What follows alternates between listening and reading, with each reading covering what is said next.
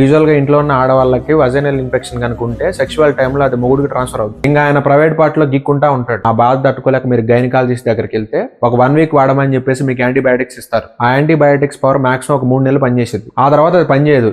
ఎందుకంటే మనం పొద్దున్న లేచిన దగ్గర నుంచి తినే పిజ్జాలు, బజ్జీలు, పేస్ట్రీలు, ఐస్ క్రీములు, కూల్ డ్రింక్లు, షుగర్ వేసిన కాఫీలు, ఆనియన్ పకోడీలు, ఎంత చెత్త తిని వాటర్ తాగుతామంటే అది కూడా తాగం.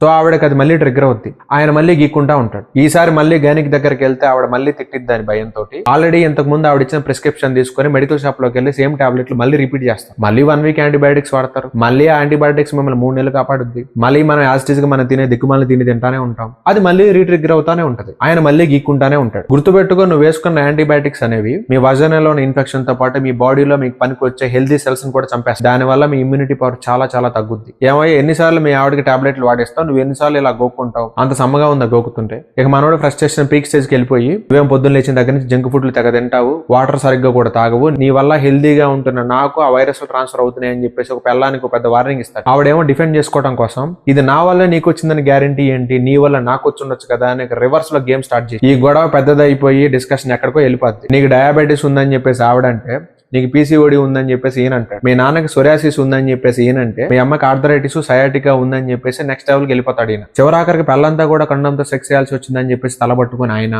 నా బాధను అర్థం చేసుకోకుండా అండ్రాని మాటలు అంటున్నామని చెప్పేసి ఆవిడ ఒక కింగ్ కాంగ్ గాడ్జిల్లా కొట్టుకుంటారు. దీన్ని సాల్వ్ చేయాలంటే ఒకటే మార్గం. ఫస్ట్ వాళ్ళు ఇచ్చిన మెడికేషన్ 1 వీక్ వాడండి. కోర్సు మొత్తం కంప్లీట్ అయిన తర్వాత మీ వాటర్ ఇంటేక్ 4 లీటర్కి పెంచండి. షుగరీ ఐటమ్స్ కంప్లీట్ గా 0 చేయండి. తగ్గించమని చెప్పట్లేదు, 0 చేయమని చెప్తున్నా. సాల్ట్ ఇంటేక్ 5 గ్రాములకు రిస్ట్రిక్ట్ చేయండి. ఆయిల్ లో ముంచి లేపిన ఏ ఐటమ్ తినడానికి వీల్లేదు. ఎస్పెషల్లీ లేడీస్ కి అయితే సింథటిక్ ప్యాంటీస్ అవాయిడ్ చేయండి. ఈ మెన్స్ట్రల్ ప్యాడ్స్ అనేది ఎక్కువసేపు అలానే పెట్టుకోవద్దు. ఒకవేళ మీకు పీసీఓడి ఇష్యూ లాంటిది ఉన్నా కూడా దాన్ని రివర్స్ చేసుకోండి. ఎందుకంటే దాని వల్ల కూడా మీకు ఇన్ఫెక్షన్ ట్రిగ్గర్ అవుతుంది. గుర్తుపెట్టుకో, మీ ఆవిడ వాటర్ సరిగ్గా తాకపోతే గీక్కోవాల్సింది నువ్వే. అందుకనే ఈగో తగ్గించుకుని దగ్గర నుండి నువ్వే తాగించు.